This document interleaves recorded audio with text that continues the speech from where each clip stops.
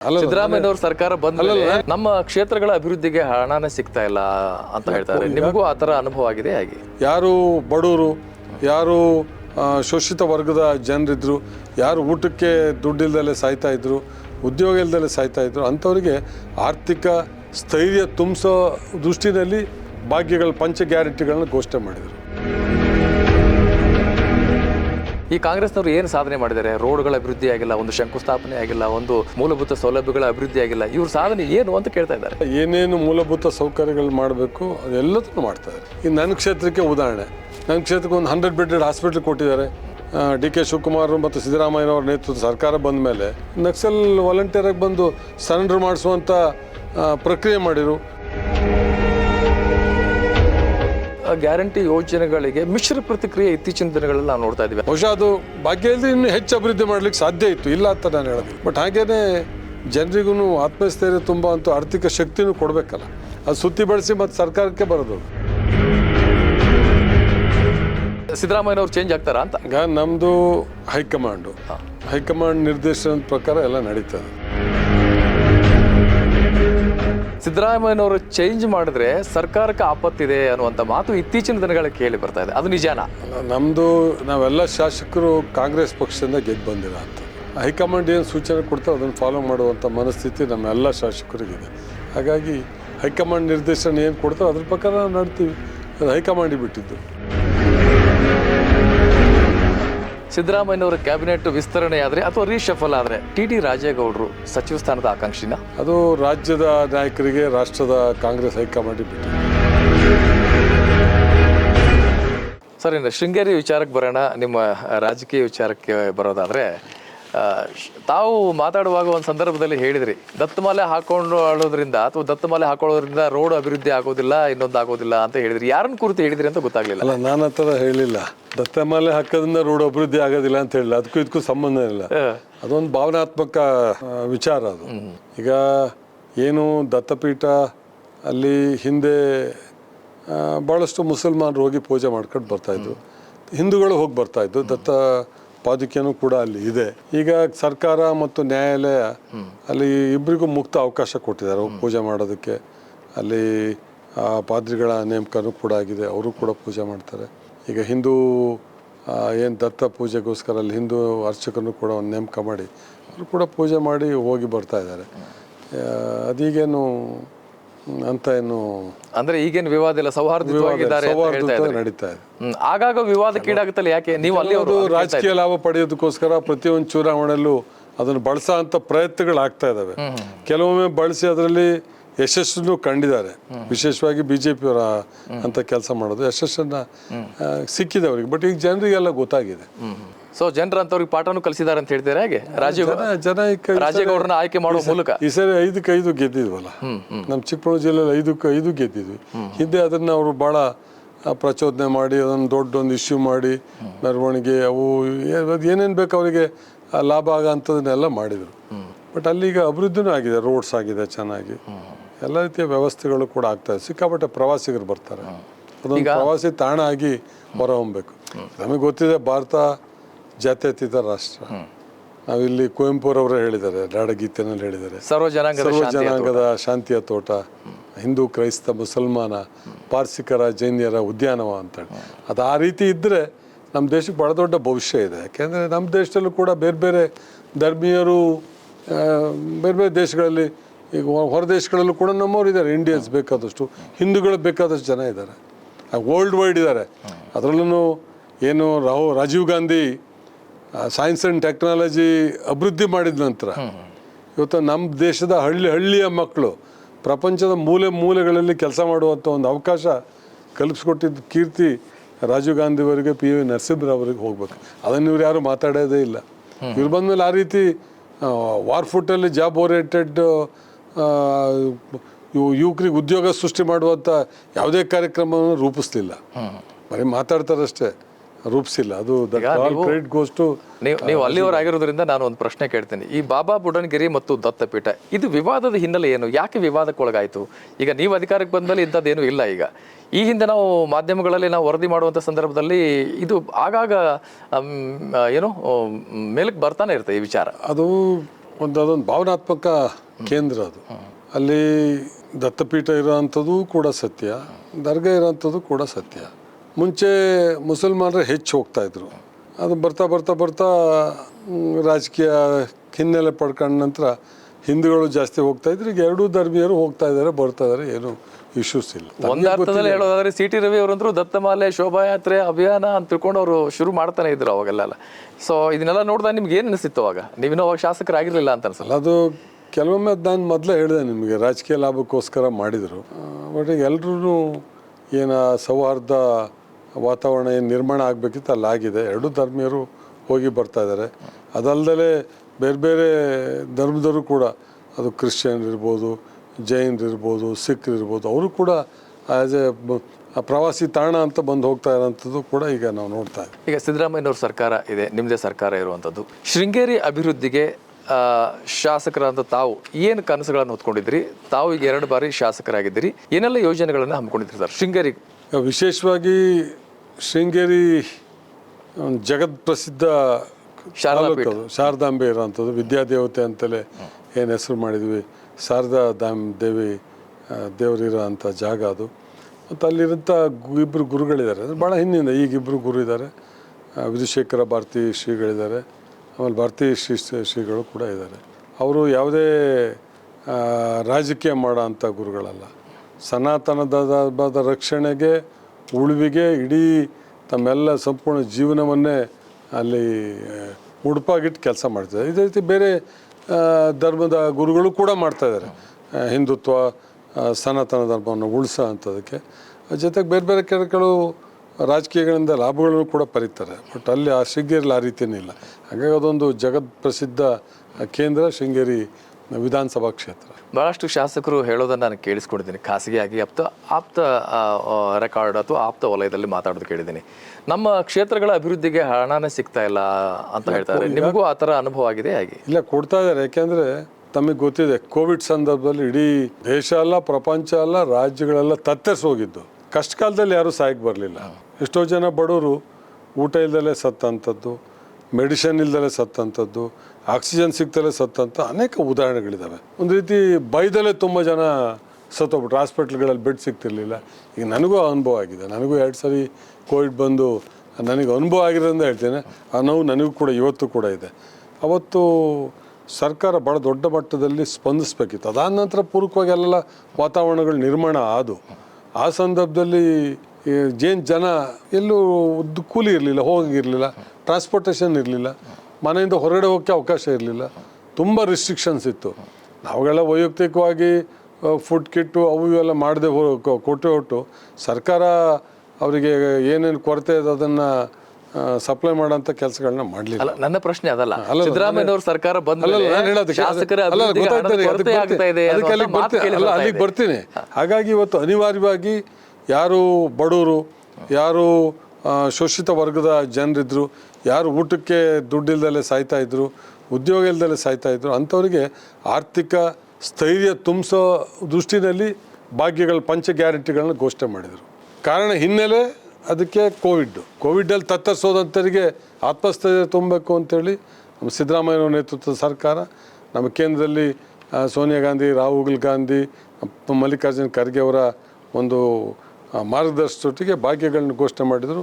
ನಮ್ಮ ಪಕ್ಷದ ಅಧ್ಯಕ್ಷ ಅಂತ DK ಶಿವಕುಮಾರ್ ಅವರು ಕೂಡ ಇವರೆಲ್ಲ ಏನು ಪಂಚ ಗ್ಯಾರಂಟಿಗಳನ್ನ ಘೋಷಣೆ ಮಾಡಿದರು.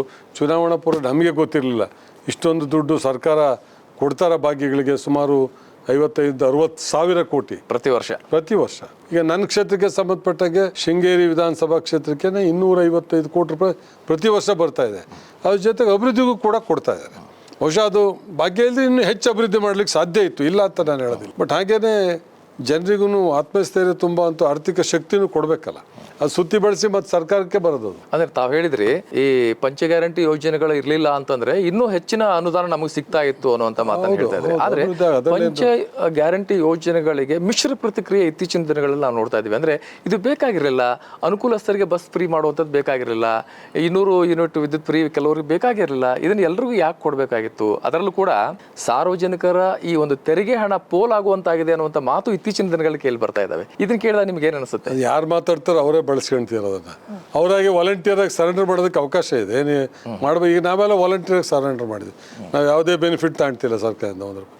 ಆ ರೀತಿ ಯಾರಿಗೆ ಬೇಡ ಅವರೆಲ್ಲ ಸರೆಂಡರ್ ಮಾಡಿಬಿಟ್ರೆ, ಈ ಟೀಕೆ ಕಾಮೆಂಟ್ ಮಾಡೋದ್ರ ಬದಲು ಅದನ್ನು ಸರ್ಕಾರಕ್ಕೆ ಬಿಟ್ಕೊಟ್ಬಿಡ್ಲಿ, ಅಷ್ಟು ಉಳಿತಾ ಬರುತ್ತಲ್ಲ. ಅವಾಗ ಹಂತ ಹಂತವಾಗಿ ಉಳ್ಳವರೆಲ್ಲ ಬಿಟ್ಕೊಟ್ರೆ ಯಾರಿಗಿಲ್ಲ ಅವ್ರಿಗೆ ಸಿಗ್ತದೆ ಅದು ಭಾಗ್ಯ. ಗ್ಯಾರಂಟಿ ಯೋಜನೆಯ ಪರಿಣಾಮ ಅಂದರೆ ಗ್ಯಾರಂಟಿ ಯೋಜನೆ ಜಾರಿಯಿಂದಾಗಿ ಎಲ್ಲ ರೇಟ್ಗಳು ಅಂದರೆ ದರಗಳು ಹೆಚ್ಚಾಗ್ಬಿಟ್ಟಿದೆ.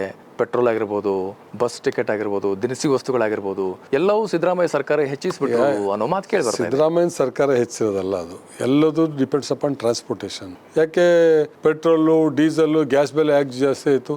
ಕಾಂಗ್ರೆಸ್ ಇದ್ದಾಗ ಎಷ್ಟಿತ್ತು, ಬಿಜೆಪಿ ಬಂದಾಗ ಇವತ್ತು ಎಷ್ಟಾಗಿದೆ? ಅದನ್ನೆಲ್ಲ ನೀವು ಹೇಳ್ಬೇಕು, ಮಾಧ್ಯಮದಲ್ಲಿ ನೀವು ತಿಳಿಸ್ಬೇಕು ಜನರಿಗೆ. ಅಲ್ಲ, ಜನ ಹೇಳೋದನ್ನ ನಿಮ್ಗೆ ಗಮನಕ್ಕೆ ತರ್ತಾ ಇದ್ದೀನಿ. ಯಾಕೆ ತಾವು ಜನಪ್ರತಿನಿಧಿ ಆಗಿರೋದ್ರಿಂದ ಜನಗಳು ಹೋದಲ್ಲೆಲ್ಲ ಮಾತಾಡ್ತಾ ಇದ್ದಾರೆ, ಗ್ಯಾರಂಟಿ ಯೋಜನೆಗಳಿಂದಾಗಿ ನಮ್ಗೆ ದರ ಹೆಚ್ಚಾಗ್ತಾ ಇದೆ, ಎಣ್ಣೆ ರೇಟ್ ಹೆಚ್ಚಾಗಿದೆ ಅಂತ ಅನ್ನೋರು ಇದ್ದಾರೆ. ಈಗ GST ಯಾರು ಹಾಕಿರೋದು? ಎಷ್ಟು % ಹಾಕಿದ್ದಾರೆ? 28% ಸಿಮೆಂಟಿಗೆ, 18% ಉಳಿದದ್ದಕ್ಕೆ. ಅದು ಟೂ ಮಚ್, ಅದು ಸಿಕ್ಕಾಪಟ್ಟೆ ಆಗಿದೆ. ಅಷ್ಟೇನು ಕಲೆಕ್ಷನ್ ಆಗ್ತಾಯಿದೆ, ಅದಕ್ಕೆ ಅದನ್ನು ಅಭಿವೃದ್ಧಿಗೆ ಅದು ಅಷ್ಟು ಖರ್ಚಾಗ್ತಾ ಇಲ್ಲ. ಅವು ಬೇರೆ ಬೇರೆ ರಾಜ್ಯಗಳಿಗೆ ಹೋಗ್ತಾ ಇದ್ದಾವೆ. ಈಗ ಭಾರತ ದೇಶದಲ್ಲಿ ಅತಿ ಹೆಚ್ಚು, ಎರಡನೇ ಅತಿ ಹೆಚ್ಚು GST ಕೊಡೋಂಥದ್ದು ಕರ್ನಾಟಕ ಸರ್ಕಾರ. ಮಹಾರಾಷ್ಟ್ರ ಫಸ್ಟ್ ಇದೆ.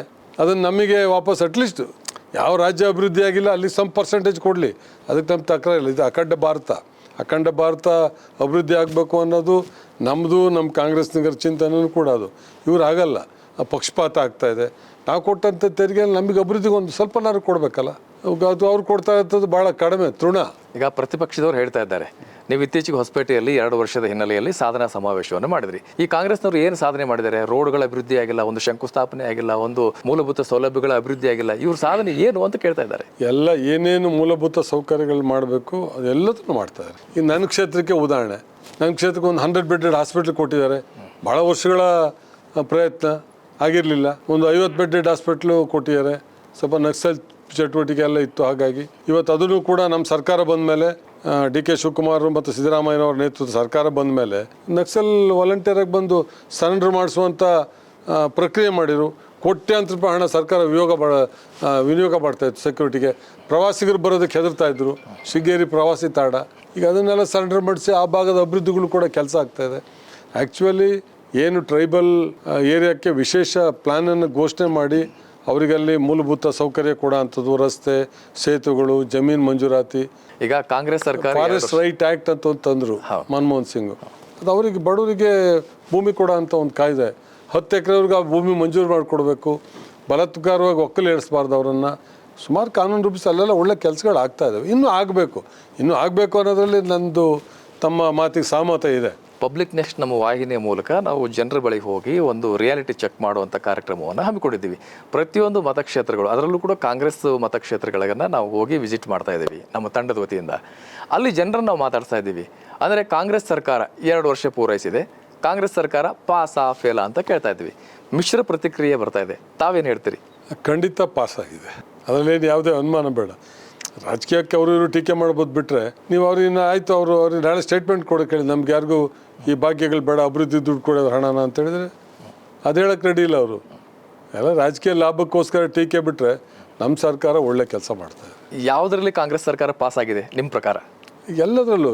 ಈಗ ಹಕ್ಕುಪತ್ರ ಕೊಡೋಂಥ ವಿಚಾರ, ಹಿಂದೆ ಕಾಂಗ್ರೆಸ್ ಇದ್ದಾಗಲೇ ಭೂಮಿ ಇಲ್ದಿದ್ದರಿಗೆ ಭೂಮಿ ಕೊಟ್ಟಕ್ಕೂ ಕಾನೂನು ತಂದಿದ್ದು ಕಾಂಗ್ರೆಸ್ಸು. ಮನೆ ಇಲ್ದರಿಗೆ ಮನೆ ಕೊಡುವಂಥ ಹಕ್ಕನ್ನು ಅವ್ರಿಗೆ ಹಕ್ಕುಪತ್ರ ಕೊಡುವಂಥದ್ದನ್ನು ಕಾಂಗ್ರೆಸ್ಸು. ತಾವು ಮೊನ್ನೆ ನೋಡಿದಿರಿ, 1 ಲಕ್ಷ ಜನ ಸೇರಿಸಿ ಹಕ್ಕುಪತ್ರ ಕೊಟ್ಟರು. ಕಂದಾಯ ಗ್ರಾಮ ಮಾಡ್ತಾ ಇದ್ದಾರೆ. ಯಾವ್ಯಾವ ಸ್ಲಮ್ಮಲ್ಲೆಲ್ಲ ಅವ್ರಿಗೇನು ದಾಖಲೆಗಳೇ ಇರಲಿಲ್ಲ, ಅವರಿಗೆ ಕಂದಾಯ ಗ್ರಾಮಗಳನ್ನು ಮಾಡೋ ಮುಖಾಂತರ ಅವರಷ್ಟವರೆಗೂ ಮನೆ ಹಕ್ಕುಪತ್ರ ಕೊಡ್ತಾ ಇದ್ದಾರೆ. ಮನೆ ಕಟ್ಟೋಕ್ಕೆ ದುಡ್ಡು ಕೊಡ್ತಿದ್ದಾರೆ, ಮನೆ ಮಂಜೂರು ಮಾಡಿಕೊಟ್ಟಿದ್ದಾರೆ. ವಿದ್ಯುತ್ ಶಕ್ತಿ ಉತ್ಪಾದನೆಗೆ ಅದು ಅಭಿವೃದ್ಧಿನೇ ತಾನೆ. ಇವ್ರ ಹಿಂದೆ ಏನು ಮಾಡಿದ್ರು ಅದು ಕೇಳಿ ಆಮೇಲೆ ನಾವೀಗ ಏನು ಮಾಡ್ತಿದ್ವಿ ಅಂತ ಕೇಳಿದ್ರೆ ಹೇಳ್ಬೋದು. ಈಗ ನಾವು ಮಾಡ್ತಾ ಇರೋದೆಲ್ಲ ನಿಮಗೆ ಮಾಹಿತಿ ಕೊಟ್ಟೆ. ಅದ್ಯಾಕೆ ಹಿಂದೆ 5 ವರ್ಷದಲ್ಲಿ ಇವ್ರು ಮಾಡಲಿಲ್ಲ? ಎಷ್ಟು ಮೆಗಾವಾಟ್ ಉತ್ಪಾದನೆ ಮಾಡಿದ್ದಾರೆ ಕೇಳಿ ಅವ್ರನ್ನ. ನಾವೆಷ್ಟು ಮಾಡ್ತಾ ಇದ್ವಿ? ರಾಜೇಗೌಡರು CM ಸಿದ್ದರಾಮಯ್ಯ ಅವ್ರ ಬಗ್ಗೆ ಹೇಳೋದೇನು? ಭಾಳ ಆಳವಾದಂಥ ಅನುಭವ ಇದೆ. ವಿಶೇಷವಾಗಿ ಶೋಷಿತ ವರ್ಗದ, ಬಡವರ, ಕೂಲಿ ಕಾರ್ಮಿಕರ, SC STಗಳ, ಹಿಂದುಳಿದ ವರ್ಗಗಳ ಜನರ ಬಗ್ಗೆ ಅತ್ಯಂತ ಕಳಕಳಿ, ಕಾಳಜಿ ಇರೋಂಥ ಒಬ್ಬ ಮುಖ್ಯಮಂತ್ರಿ. DK ಶಿವಕುಮಾರ್ ಅತ್ಯಂತ ಪ್ರಾಮಾಣಿಕ ಮುಖ್ಯಮಂತ್ರಿ. DK Shivakumar is A very dashing man. ಅವ್ರು ಏನು ಮಾಡ್ಬೇಕು ಅದಕ್ಕೆ ಉದಾಹರಣೆ ನಮ್ಮದು 2017 ಪ್ರಪಂಚದಲ್ಲೇ ಅತಿ ದೊಡ್ಡ ಪಾವಗಡ ಸೋಲಾರ್ ಪಾರ್ಕ್ ಮಾಡಿದ್ರೆ ಇವತ್ತು ಭಾಳ ದೊಡ್ಡ ವಿದ್ಯುತ್ ಶಕ್ತಿ ಕೊರತೆನೇ ಎದುರಿಸ್ತಿದ್ದು. ಅದಾದ್ಮೇಲೆ ಇವ್ರು ಏನು ಮಾಡಲಿಲ್ಲ. ಈಗ ಜಾರ್ಜ್ ಸಾಹೇಬರು ಮಾಡ್ತಾ ಇದ್ದಾರೆ, KJ ಜಾರ್ಜ್ ಅವರು. ಈಗ ಇನ್ನೊಂದು ಮಾತು ಮೊದಲಿಂದ ಕೇಳ್ಕೊಂಡು ಬಂದಿದೆ, ತಾವು ಕೂಡ ಗಮನಿಸಿರ್ತೀರಿ. ಸಿದ್ದರಾಮಯ್ಯನವರು ಆದ್ಮೇಲೆ DK ಶಿವಕುಮಾರ್ ಅವರು ಮುಖ್ಯಮಂತ್ರಿ ಆಗ್ತಾರೆ ಇದೇ ಅವಧಿಯಲ್ಲಿ ಅನ್ನುವಂಥದ್ದು, ಅಥವಾ ಅದೇನೋ ನವೆಂಬರ್ಗೋ ಡಿಸೆಂಬರ್ಗೇನೋ ಅಂತೇಳಿ. ಏನು ಸರ್ ಇದು? ಅಂದ್ರೆ ಸಿದ್ದರಾಮಯ್ಯನವರು ಚೇಂಜ್ ಆಗ್ತಾರಾ ಅಂತ? ಈಗ ನಮ್ಮದು ಹೈಕಮಾಂಡ್ ನಿರ್ದೇಶನದ ಪ್ರಕಾರ ಎಲ್ಲ ನಡೀತದೆ. ಹಾಗಾಗಿ ಹೈಕಮಾಂಡಿಗೆ ಬಿಟ್ಟಿದ್ದು ಅದು. ಅದಕ್ಕೆ ನಮಗೆ ಅದ್ರ ಬಗ್ಗೆ ಯಾವುದೇ ಮಾಹಿತಿ ಇಲ್ಲ. ಹೈಕಮಾಂಡ್ ತೀರ್ಮಾನಕ್ಕೆ ನಾವೆಲ್ಲ ಬಾಧ್ಯರು ಅಷ್ಟೇ. ಈಗ ಶಾಸಕರೆಲ್ಲ ಸಿದ್ದರಾಮಯ್ಯನವ್ರ ಪರವಾಗಿ ಜಾಸ್ತಿ ಇದ್ದಾರೆ. 136 137 ಶಾಸಕರಲ್ಲಿ ಹೆಚ್ಚು ಶಾಸಕರು ಸಿದ್ದರಾಮಯ್ಯನವರ ಬಣದಲ್ಲೇ ಜಾಸ್ತಿ ಗುರುತಿಸಿಕೊಂಡಿದ್ದಾರೆ ಅನ್ನುವಂಥ ಮಾತು ಕೇಳಿ ಬರ್ತಾ ಇದೆ. ಆದರೆ ಹೈಕಮಾಂಡ್ ಒಂದೊಮ್ಮೆ DK ಶಿವಕುಮಾರ್ ಅವರು ಮುಂದಿನ ಅವಧಿ ಅಂದರೆ ಈ ಅವಧಿಯಲ್ಲೇ ಒಂದು ಟರ್ಮಿಗೆ ಅವರು ಆಗಲಿ ಅನ್ನೋದಾದರೆ CM ಆಗಬಹುದು ಅನ್ನುವಂಥದ್ದು. ಇಲ್ಲಿ ಪ್ರಶ್ನೆ ಏನು ಅಂತಂತಂದರೆ, ಸಿದ್ದರಾಮಯ್ಯನವರು ಚೇಂಜ್ ಮಾಡಿದ್ರೆ ಸರ್ಕಾರಕ್ಕೆ ಆಪತ್ತಿದೆ ಅನ್ನುವಂಥ ಮಾತು ಇತ್ತೀಚಿನ ದಿನಗಳಲ್ಲಿ ಕೇಳಿ ಬರ್ತಾ ಇದೆ. ಅದು ನಿಜಾನಾ? ನಾವೆಲ್ಲ ಶಾಸಕರು ಕಾಂಗ್ರೆಸ್ ಪಕ್ಷದಿಂದ ಗೆದ್ದು ಬಂದಿರೋ ಅಂಥದ್ದು. ಹೈಕಮಾಂಡ್ ಏನು ಸೂಚನೆ ಕೊಡ್ತಾರೆ ಅದನ್ನು ಫಾಲೋ ಮಾಡುವಂಥ ಮನಸ್ಥಿತಿ ನಮ್ಮೆಲ್ಲ ಶಾಸಕರಿಗಿದೆ. ಹಾಗಾಗಿ ಹೈಕಮಾಂಡ್ ನಿರ್ದೇಶನ ಏನು ಕೊಡ್ತಾರೆ ಅದ್ರ ಪ್ರಕಾರ ನಾವು ನಡ್ತೀವಿ. ಅದು ಹೈಕಮಾಂಡಿಗೆ ಬಿಟ್ಟಿದ್ದು. TD ರಾಜೇಗೌಡರು ಸಿದ್ದರಾಮಯ್ಯನವರು ಬಣದಲ್ಲಿದ್ದಾರಾ, DK ಶಿ ಅವ್ರಿಗೂ ಬಣದಲ್ಲಿದ್ದಾರಾ ಅಂತ? ನಾನು ಕಾಂಗ್ರೆಸ್ ಗುಂಪು. ಆದ್ರೆ ಹೆಚ್ಚು ಆತ್ಮೀಯರು ತಾವು ಸಿದ್ದರಾಮಯ್ಯನವ್ರ ಜೊತೆ ಅನ್ನೋ? ಇಬ್ಬರು ಆತ್ಮೀಯರೇ. DK ಶಿವಕುಮಾರ್ ಆತ್ಮೀಯರೇ, ಸಿದ್ದರಾಮಯ್ಯನವರು ಆತ್ಮೀಯರೇ. ಈಗ ಹಿಂದೆ ಶಾಸಕರೆಲ್ಲ ಒಂದು ಪತ್ರ ಬರೆದಿದ್ರು ಹೈಕಮಾಂಡ್ಗೆ, ನಮಗೆ ಅನುದಾನ ಭಾಳ ಹಿಂದಿಂದ ನಮ್ಮ ಸ್ನೇಹಿತರು ಯೂತ್ ಕಾಂಗ್ರೆಸ್ಸಿಂದ ಇದ್ದಾಗಲೂ ನಮ್ಮ ಚುನಾವಣೆಯಲ್ಲೆಲ್ಲ ಸಾಕಷ್ಟು ಬಂದು ಜನರನ್ನೆಲ್ಲ ವೋಟ್ ಮಾಡಿ ಗೆಲ್ಲೋದಕ್ಕೆ ಪ್ರಮುಖ ಪಾತ್ರವನ್ನು ವಹಿಸಿದ್ರು. ಶೃಂಗೇರಿಯ ಶಾಸಕರಾಗಿದ್ದೀರಿ ತಾವು. ಶೃಂಗೇರಿ ಅಂದರೆ ನಿಮ್ಮನ್ನು ಗೆಲ್ಲಿಸಿದಂಥ ಜನ ಅಥವಾ ಮತದಾರರಿಗೆ ನಮ್ಮ ವಾಹಿನಿಯ ಮೂಲಕ ಏನು ಹೇಳೋಕೆ ಇಷ್ಟಪಡ್ತೀರಿ? ಶೃಂಗೇರಿ ಕ್ಷೇತ್ರದಲ್ಲಿ ಮೇಜರ್ ನಮಗಿರೋವಂಥದ್ದು ಅರಣ್ಯ ಕಾಯ್ದೆಗಳು ನಮಗೆ ಭಾಳ ತೊಂದರೆ ಕೊಡ್ತಾ ಇದ್ದಾವೆ. ಅರಣ್ಯ ಕಾಯ್ದೆಗಳನ್ನು ಅವೈಜ್ಞಾನಿಕವಾಗಿ ಜಾರಿಗೆ ತಂದಿದ್ದಾರೆ. ಈ ಹೊಸದಾಗಿ ಫೋರನ್ ನೋಟಿಫಿಕೇಷನ್ನು, ಡೀಮ್ಡ್ ಫಾರೆಸ್ಟ್ ಅಂತ ಘೋಷಣೆ ಮಾಡುವಂಥದ್ದು, ಮೈನರ್ ಫಾರೆಸ್ಟ್ ಅಂತ ಘೋಷಣೆ ಮಾಡೋ ಆ ಸಂದರ್ಭದಲ್ಲಿ ಯಾವುದೇ ಒಂದು ಕಾನೂನು ರೂಪಿಸಬೇಕಾದ್ರೆ ಸಂವಿಧಾನಾತ್ಮಕವಾಗಿ ಅಲ್ಲಿಯ ಜನರ ಅಭಿಪ್ರಾಯ ಪಡ್ಕೊಂಡು ಸಾಧಕ ಬಾಧಕಗಳನ್ನ ಚರ್ಚೆ ಮಾಡಿ ಜನರ ಬದುಕಿಗೆ ಯಾವುದೇ ತೊಂದರೆ ಆಗದಲ್ಲೇ ರೀತಿ ಪರಿಸರ ರಕ್ಷಣೆ ಮಾಡುವಂಥ ಕೆಲಸ ಮಾಡಬೇಕಿತ್ತು. ಇವರೊಂದು ರೀತಿ ಗ್ರೀಡಿಯಾಗಿ ಕಾನೂನನ್ನು ರೂಪಿಸಿದ್ದಾರೆ. ಆಮೇಲೆ ಇತ್ತೀಚಿನ ದಿನಗಳಲ್ಲಿ ನಮಗೆ ಮಾನವ ಮತ್ತು ಪ್ರಾಣಿ ಸಂಘರ್ಷಗಳು ಕೂಡ ಜಾಸ್ತಿ ಆಗ್ತಾಯಿದ್ದಾವೆ. ಆನೆಗಳ ಸಂಖ್ಯೆ ಜಾಸ್ತಿ ಆಗ್ತಾಯಿದೆ, ಹುಲಿಗಳ ಸಂಖ್ಯೆ, ಚಿರತೆಗಳ ಸಂಖ್ಯೆ ಜಾಸ್ತಿ ಇದೆ, ಕಾಡು ಕೋಣಗಳು ಅತಿ ಹೆಚ್ಚಾಗಿ ಬೆಳೀತಾ ಇದೆ. ಕಾಡಂದಿ ಹಿಂದೆ ಒರ್ಮಿ ಅಂತೇಳಿ ಅದನ್ನು ಡಿಕ್ಲೇರ್ ಮಾಡಿ ಅನುಮತಿ ಪಡೆದು ರೈತರಿಗೆ ತೊಂದರೆ ಕೊಟ್ಟಂಥ ಸಂದರ್ಭದಲ್ಲಿ, ರೈತರಿಗೆ ತೊಂದರೆ ಕೊಡೋದು ಅಂದ್ರೆ ಏನು, ಬಡವರೆಲ್ಲ ಈ ಸ್ವೀಟ್ ಪೊಟ್ಯಾಟೊ ಅಂತ ಹಾಕ್ತಾರೆ. 2-3 ಎಕರೆ ಹಾಕಿದರೆ ಅದೆಲ್ಲ 1-2 ದಿನದಲ್ಲಿ ಇದನ್ನು ಅದು ಬೀಜ ಬಿತ್ತನೆ ಮಾಡಿತ್ತು ಅದನ್ನೇ ತಿಂದು ಹಾಕ್ಬಿಡ್ತದೆ ಪೂರ್ತಿ. ಬೆಳೆ ಬಂದಂಥ ಸಂದರ್ಭದಲ್ಲಿ ಅವ್ನು ಇನ್ನೇನು ಬರುತ್ತೆ ಕಿತ್ತು ಮಾರಾಟ ಮಾಡಿ ಬದುಕು ಹಸನ ಮಾಡಿಸ್ಕೊಬೋದು ಅಂದರೆ 1 ಎಕರೆ 2 ಎಕರೆ ಒಂದೊಂದು ದಿನ ಒಂದೊಂದು ರಾತ್ರಿ ತಿಂದು ಖಾಲಿ ಮಾಡ್ತಾರೆ. ಅದಕ್ಕೆ ಪರ್ಮಿಷನ್ ತಗೊಂಡು ಹೊಡೆಯೋಕ್ಕೆ ಅವಕಾಶ ಇತ್ತು, ಅದನ್ನು ತೆಗೆದಾರೆ. ಈಗ ಅದನ್ನು ಕ್ಯಾಟಗರಿ 2ಗೆ ತಂದರೆ ಇವೆಲ್ಲ ಭಾಳ ದೊಡ್ಡ ತಪ್ಪು. ಹಾಗಾಗಿ ಸ್ವಲ್ಪ ನಮ್ಮ ಕ್ಷೇತ್ರದಲ್ಲಿ ವಿಶೇಷವಾಗಿ ಸೊಪ್ಪಿನ ಬೆಟ್ಟದ ಸಮಸ್ಯೆ ಇದೆ. ಜನಸಂಖ್ಯೆಗೆ ಅನುಗುಣವಾಗಿ ಅವ್ರಿಗೆ ಹಕ್ಕುಪತ್ರ ಕೊಡುವಂಥದಕ್ಕೆ ಕಾನೂನು ರೂಪಿಸ್ಬೇಕಿತ್ತು. ಪ್ಲಸ್ ಪರಿಸರ ವೃದ್ಧಿ ಮಾಡೋದಕ್ಕೆ ಬೇಕಾದಷ್ಟು ಜಾಗ ಇದೆ. ಫಾರೆಸ್ಟರ್ ಕಾಡಿದ್ದಲ್ಲಿ ಕಾಡು ಬೆಳೆಸಲ್ಲ, ಕಾಡಿದ್ದಲ್ಲಿ ಕಾಡು ರಕ್ಷಣೆ ಮಾಡಿ ಎಲ್ಲಿ ಕಾಡು ಇಲ್ವೋ ಅಲ್ಲಿ ಕಾಡನ್ನು ಬೆಳೆಸೋದಕ್ಕೆ ಹೆಚ್ಚು ಒತ್ತು ಕೊಡಬೇಕು. ಸಿದ್ದರಾಮಯ್ಯನವರ ಕ್ಯಾಬಿನೆಟ್ ವಿಸ್ತರಣೆ ಆದರೆ ಅಥವಾ ರೀಶಫಲ್ ಆದರೆ TD ರಾಜೇಗೌಡರು ಸಚಿವ ಸ್ಥಾನದ ಆಕಾಂಕ್ಷಿನ? ಅದು ರಾಜ್ಯದ ನಾಯಕರಿಗೆ, ರಾಷ್ಟ್ರದ ಕಾಂಗ್ರೆಸ್ ಹೈಕಮಾಂಡಿಗೆ ಬಿಟ್ಟಿದ್ದು. ಈಗ ನನಗೂ 2 ಸರಿ ಜಿಲ್ಲಾ ಪರಿಷತ್ತಲ್ಲಿ ಗೆದ್ದಿದ್ದೀನಿ.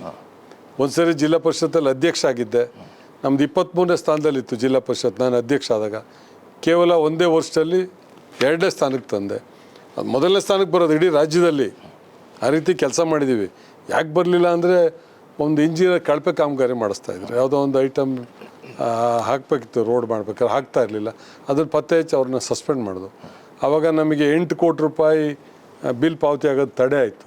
ಅದು ಫಸ್ಟ್ ಬಂದಿದ್ದರೆ ನಾನು ರಾಜ್ಯಕ್ಕೆ ಫಸ್ಟ್ ಬರ್ತಿದ್ದೆ. ಹಾಗಾಗಿ ಕೆಲಸ ಮಾಡಿದ್ದೀವಿ. 2 ಸರಿ ಶಾಸಕನಾಗಿ ಕೆಲಸ ಮಾಡಿದ್ದೀನಿ. 1 ಸರಿ ಪ್ರಥಮ ಚುನಾವಣೆಯಲ್ಲಿ ಸೋತಾಗಲೂ ಕೂಡ 2013ರಲ್ಲಿ ಜನರ ಪರ ನಿಂತು ಹಗಲು ರಾತ್ರಿ ಒಬ್ಬ ಗೆದ್ದಂಥ ಶಾಸಕನ ಥರನೇ ಸರ್ಕಾರ, ಕಾಂಗ್ರೆಸ್ ಅಧಿಕಾರಕ್ಕೆ ಸಿದ್ದರಾಮಯ್ಯ ನೇತೃತ್ವದ ಸರ್ಕಾರ ಅವತ್ತು ಕೂಡ ಇತ್ತು. ಅಲ್ಲೂ ಕೆಲಸ ಮಾಡಿರೋದ್ರಿಂದ ಕೆಲಸ ಗುರುತಿಸ್ಬೇಕು. ಪಕ್ಷ ಕಟ್ಟಿದ್ವಿ ಸರ್, 5 ಗೆದ್ದಿದೆ. ಕಳೆದ ಸರಿ ನಾನು ಒಬ್ಬರೇ ಗೆದ್ದಿದ್ದೆ. ರಾಜೇಗೌಡರ ಶಕ್ತಿ ಏನು, ರಾಜೇಗೌಡರ ದೌರ್ಬಲ್ಯ ಏನು? ನಮ್ಗೆ ಯಾವುದೂ ದೌರ್ಬಲ್ಯ ಇಲ್ಲ, ನಾವು ಯಾವುದು ಪಾಸಿಟಿವ್ ಆಗಿರ್ತೀವಿ, ಜನಪರ ಕೆಲಸ ಮಾಡ್ತೀವಿ. ಅದಕ್ಕೆ ಕಾನೂನಲ್ಲಿ ನಮ್ಮ ಕ್ಷೇತ್ರದಲ್ಲಿ ತಾನು ಮೊದಲೇ ಹೇಳಿದೆ, ಫಾರೆಸ್ಟ್ ಕಾಯ್ದೆಗಳಿಂದ ಜನರಿಗೆ ಹಕ್ಕುಪತ್ರ ಕೊಡೋಕ್ಕಾಗಿಲ್ಲ ಅನ್ನೋ ಒಂದು ಕೂಗು ಎಲ್ಲ ಕಡೆ ಇದೆ ಬಿಟ್ಟರೆ, ಮತ್ತು ಗ್ರಾಮೀಣ ರಸ್ತೆಗಳು ಸ್ವಲ್ಪ ಅಭಿವೃದ್ಧಿ ಆಗಬೇಕಾಗಿದೆ. ಯಾಕೆಂದರೆ ಮಳೆ ಕಳೆದ ಸುಮಾರು 4-5 ವರ್ಷಗಳಿಂದ ಪ್ರತಿ ವರ್ಷ ಅತಿವೃಷ್ಟಿ ಆಯಿತು, ಪ್ರತಿ ವರ್ಷ. ಹಾಗಾಗಿ ರಸ್ತೆಗಳು ಹಾನಿಯಾಗಿದ್ದಾವೆ. ಮುಖ್ಯಮಂತ್ರಿಗಳಿಗೆ ಮನವಿ ಮಾಡಿದ್ವಿ, ಜಿಲ್ಲಾ ಉಸ್ತುವಾರಿ ಸಚಿವರ ಜಾರ್ ಸಾಹೇಬರ ಮುಖದಲ್ಲಿ 5 ಜನ ಶಾಸಕರು ಮನವಿ ಮಾಡಿದ್ದೀವಿ. ಚಿಕ್ಕಮಗಳೂರು ಜಿಲ್ಲೆಗೆ ವಿಶೇಷ ಅನುದಾನನ ಮಲೆನಾಡು ಭಾಗದ ಅಭಿವೃದ್ಧಿಗೆ, ಮಳೆಯಿಂದ ಹಾನಿಯಾದಂಥ ಭಾಗದ ಅಭಿವೃದ್ಧಿಗೆ ಮತ್ತು ನಕ್ಸಲ್ ಚಟುವಟಿಕೆ ಅವರು ಸರೆಂಡರ್ ಆಗಿದ್ದರಿಂದ ಅವ್ರ ಭಾಗದ ಅಭಿವೃದ್ಧಿಗೆ ವಿಶೇಷ ಪ್ಯಾಕೇಜ್ ಕೊಡ್ತೀವಿ ಅಂತ ಹೇಳಿದರೆ, ಅದೆಲ್ಲ ಕೊಟ್ಟರೆ ಜನರ ಬೇಡಿಕೆನ ಖಂಡಿತವಾಗೂ ಸ್ಪಂದಿಸ್ತೀವಿ. ಸ್ಪಂದಿಸುವಂಥ ಅವಶ್ಯಕತೆ ಇದೆ. ಹಿಂದೆ ಭಾರಿ ಪ್ರಮಾಣದಲ್ಲಿ ಮಳೆ ಬಿದ್ದಾಗ ಶೃಂಗೇರಿ ಮುಳುಗೋಗಿತ್ತು. ಅಂಥ ಪರಿಸ್ಥಿತಿ ಇವಾಗ ಏನಾದರೂ ಇದೆಯಾ ಸರ್, ಅಥವಾ ಅದಕ್ಕೆಲ್ಲ ವ್ಯವಸ್ಥೆ ಮಾಡ್ಕೊಂಡಿದ್ದಾರೆ? ಪ್ರತಿ ವರ್ಷ ಒಂದು ಗಾಂಧಿ ಮೈದಾನ ಅಂತ ಒಂದು ಜಾಗ ಇದೆ, ಅಲ್ಲಿ ಅನಧಿಕೃತವಾಗಿ ಕೆಲವರು ಮನೆ ನಿರ್ಮಾಣ ಮಾಡ್ಕೊಂಡಿದ್ದಾರೆ. ಅದಕ್ಕೆ ಸರ್ಕಾರ ತೆರವು ಮಾಡುವಂಥ ಡಿಸಿಷನ್ ತಗೊಂಡಿದೆ. ಕೋರ್ಟಲ್ಲಿ ಸ್ವಲ್ಪ ಅಡೆತಡೆ ಇದೆ. ಅಲ್ಲಿ ತೆರವುಗೊಳಿಸಿ ಸ್ವಲ್ಪ ಅದನ್ನು ಎತ್ತರ ಮಾಡಿ ಅಲ್ಲಿ ಪಿಲ್ಲರ್ಗಳನ್ನ ಹಾಕಿ ವಾಹನಗಳ ನಿಲುಗಡೆಗೆ ಮತ್ತು ಅಂಗಡಿ ಮುಗ್ಗಟ್ಟುಗಳನ್ನ ಹಾಕೋದಕ್ಕೆ ಅಂಥೇಳಿ ಈಗಾಗಲೇ ನಾವು ಚಿಂತನೆ ಮಾಡಿದ್ವಿ. ಬಟ್ ಅಲ್ಲಿ ಜನ ಕೋಪ್ರೇಟ್ ಮಾಡ್ತಿಲ್ಲ. ಒಂದು 2-3 ಜಾಗ ವಲ್ರಬಲ್ ಏರಿಯಾ ಇದೆ, ಅದು ಗುರ್ತು ಮಾಡಿದ್ವಿ. ಇನ್ನೊಂದು ವಾರದಲ್ಲಿ ಈಗಾಗಲೇ ಜಿಲ್ಲಾಧಿಕಾರಿಗಳ ಹಂತದಲ್ಲಿ ಜಿಲ್ಲಾ ಉಸ್ತುವಾರಿ ಸಚಿವರು ಸಭೆ ಮಾಡಿದ್ದಾರೆ. ತಾಲೂಕು ಮಟ್ಟದಲ್ಲಿ ನಾವು ಮಾಡ್ತೀವಿ. ಹಿಂದೆ ಕೆಲವು ವರ್ಷ 2-3 ಸಾವುಗಳಾಗಿದ್ದಾವೆ. ಇತ್ತೀಚಿನ ದಿನಗಳಲ್ಲಿ ಯಾವುದೇ ರೀತಿ ಅನಾಹುತ ಆಗದಲ್ಲೇ ಇರೋ ರೀತಿ ನಾವೆಲ್ಲ ಮುಂಜಾಗ್ರತೆ ಕ್ರಮ ತಗೊಂಡು ಅತಿವೃಷ್ಟಿ ಪೂರ್ವಭಾವಿಯಾಗಿ ಸಭೆ ನಡೆಸಿ ಎಲ್ಲ ತಂಡಗಳನ್ನ ರಚನೆ ಮಾಡಿ ಫುಲ್ ಟೀಮ್ ಮಾಡಿಬಿಟ್ಬಿಡ್ತೀವಿ. ಹಾಗಾಗಿ ಯಾವುದೇ ಘಟನೆ ಏನಾರ ಒಂದು ಕಡೆ ಫ್ಲಡ್ ಬಂತು, ವಿತಿನ್ ನೋ ಟೈಮ್ ಪೊಲೀಸ್ ಹೋಗ್ತಾರೆ, ಬ್ಯಾರಿಕೇಡ್ ಹಾಕ್ತಾರೆ, ಅಲ್ಲಿ ಜನ ಇವ್ಯಾಕ್ಯುವೇಟ್ ಮಾಡ್ತಾರೆ. ನಾವೆಲ್ಲ ಎಲ್ಲೆಲ್ಲಿ ಸಮುದಾಯ ಭವನಗಳಿದ್ದಾವೆ, ಎಲ್ಲೆಲ್ಲಿ ಅವ್ರಿಗೆ ಶೆಲ್ಟರ್ ಕೊಡ್ಬೋದು, ಎಲ್ಲದೂ ನಮ್ಮ ಹತ್ರ ಪ್ರತಿಯೊಂದು 100% ಮಾಹಿತಿ ಇದೆ. ಅವರಿಗೆಲ್ಲ ಅಲ್ಲಿ ಊಟದ ವ್ಯವಸ್ಥೆ, ಅವ್ರಿಗೆ ಏನೇನು ಬೆಡ್ಶೀಟ್ ಏನು ಬೇಕೆಲ್ಲ ಕೊಡ್ತೀವಿ. ಹೊರಗಡೆ ಬೇರೆ ಬೇರೆ ಜಿಲ್ಲೆಯಿಂದಲೂ ಕೂಡ ಹೊಸದಿ ರಂಗನಾಥ್ ಅವ್ರು DK ಶಿವಕುಮಾರ್ ಕೊಟ್ಟರು, ಬೇರೆ ಬೇರೆ ಕಡೆಯಿಂದ ಫುಡ್ ಗ್ರೈನ್ಸೂ ಕಳಿಸ್ಕೊಡ್ತಾರೆ, ಜಾರ್ ಸಾಹೇಬರು ಕೊಟ್ಟರು. ಕೊನೆಯ ಪ್ರಶ್ನೆ, ಎಲ್ಲ ರೀತಿಯ ಸಹಕಾರ ಕೊಡ್ತೀವಿ ಅವರಿಗೆ. ಅದನ್ನು ಎದುರಿಸೋದಕ್ಕೆ ಎಲ್ಲ ಸಿದ್ಧತೆ ಮಾಡ್ಕೊಂಡಿದ್ದೀವಿ. ಕೊನೆಯ ಪ್ರಶ್ನೆ, ಈಗ ಜಾತಿ ಗಣತಿ ವಿವಾದ ಭುಗಿಲೇಳ್ತಾ ಇದೆ. ರಾಜೇಗೌಡರು ಹೇಳೋದೇನು ಜಾತಿ ಗಣತಿ ಬಗ್ಗೆ? ಅಲ್ಲಿ ಸ್ವಲ್ಪ ಸಮಸ್ಯೆ ಇರೋಂಥದ್ದು ಉಪಜಾತಿಗಳನ್ನ ಸೇರ್ಪಡೆ ಮಾಡುವಂಥದ್ದು.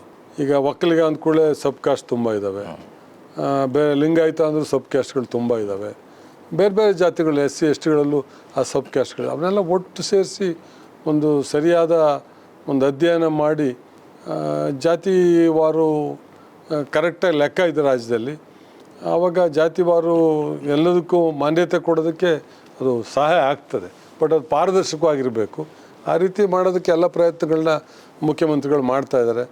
ಉಪಮುಖ್ಯಮಂತ್ರಿಗಳು ಕೂಡ ಕೂತು ಸಭೆ ಮಾಡಿ, ಕ್ಯಾಬಿನೆಟಲ್ಲೂ ಕೂಡ ಸಭೆ ಮಾಡಿ, ಕೆಲವು ನ್ಯೂನತೆಗಳಿರೋದ್ರಿಂದ ಅದನ್ನು ಇನ್ನೂ ಅನುಷ್ಠಾನಗೊಳಿಸಿಲ್ಲ, ಮುಂದೆ ಹಾಕಿದ್ದಾರೆ. ಆ ನ್ಯೂನತೆಗಳನ್ನ ಸರಿಪಡಿಸುವಂಥ ಕೆಲಸಗಳು ಆಗ್ತಾ ಇದೆ. Thank you sir. ತಾವು ಸಾಕಷ್ಟು ಮಾಹಿತಿಯನ್ನು ಕೊಟ್ಟರಿ ಕ್ರೆಡಲ್ ಬಗ್ಗೆ ಮತ್ತು ನವೀಕರಿಸಬಹುದಾದಂಥ ಇಂಧನದ ಉತ್ಪಾದನೆ ಆಗಿರ್ಬೋದು, ಅದರ ಬಳಕೆ ಆಗಿರ್ಬೋದು, ಈ ಕ್ರೆಡಲ್ನಿಂದ ಹಮ್ಮಿಕೊಂಡಿರುವಂಥ ಕಾರ್ಯ ಯೋಜನೆಗಳಾಗಿರ್ಬೋದು. ಸೊ ಇದ್ರ ಬಗ್ಗೆ ಸಾಕಷ್ಟು ಮಾಹಿತಿಯನ್ನು ಕೊಟ್ಟರಿ. ತಮಗೆ ಧನ್ಯವಾದಗಳು. ನಮಸ್ಕಾರ. ನೋಡೋರಲ್ಲ ವೀಕ್ಷಕರೇ, TD ರಾಜೇಗೌಡರು ಸಾಕಷ್ಟು ಹೊತ್ತು ನಮ್ಮ ಜೊತೆ ಚರ್ಚೆ ಮಾಡಿದರು, ಮುಕ್ತ ಮನಸ್ಸಿನಿಂದ ಮಾತನಾಡಿದರು, ಕ್ರೆಡಲ್ನ ಕಾರ್ಯಯೋಜನೆಗಳ ಬಗ್ಗೆ ಹೇಳಿದರು ಮತ್ತು ಅದರ ಸಾಧಕ ಬಾಧಕಗಳು, ಮುಂದಿನ ದಿನಗಳಲ್ಲಿ ಯಾವ ರೀತಿಯಾಗಿ ನಾವು ಈ ಒಂದು ಎನರ್ಜಿಯನ್ನು ನಾವು ಬೆಳೆಸಬೇಕಾಗಿದೆ, ಜನಗಳಿಗೆ ಜಾಗೃತಿ ಕೊಡಬೇಕಾಗಿದೆ ಅನ್ನೋದ್ರ ಬಗ್ಗೆ ಕೂಡ ವಿಷದವಾಗಿ ತಿಳಿಸಿದರು. ಜೊತೆಗೆ ರಾಜಕೀಯವಾಗಿ ಕೆಲವೊಂದಿಷ್ಟು ವಿಚಾರಗಳನ್ನು ಅವರು ತಿಳಿಸಿದರು. ಹಾಗೆಯೇ ಜಾತಿ ಗಣಿತ ವಿಚಾರವಾಗಿ ಕೂಡ ಅದು ಮುಖ್ಯಮಂತ್ರಿಗಳ ವಿವೇಚನೆಗೆ ಬಿಟ್ಟಂಥದ್ದು. ಅದು ಆಗೋದಾದರೆ ಕೆಳವರ್ಗದ ಜನಗಳಿಗೆ ಸಹಾಯ ಆಗೋದಿದ್ರೆ ಅದು ಆಗಲಿ ಅನ್ನುವಂಥ ಮಾತನ್ನು ಹೇಳ್ತಾ ಇದ್ದಾರೆ. ಸೊ ಇದಾಗಿತ್ತು ಈ ಹೊತ್ತಿನ ವಿಶೇಷ. ಮತ್ತೆ ಮುಂದಿನ ಸಂಚಿಕೆಯಲ್ಲಿ ಮತ್ತೋರ್ವ ಗಣ್ಯ ವ್ಯಕ್ತಿಯೊಂದಿಗೆ ನಿಮ್ಮ ಮುಂದೆ ನಾನು ಹಾಜರಾಗ್ತೀನಿ. ಅಲ್ಲಿವರೆಗೂ ನೋಡ್ತಾ ಇರಿ ಪಬ್ಲಿಕ್ ನೆಕ್ಸ್ಟ್.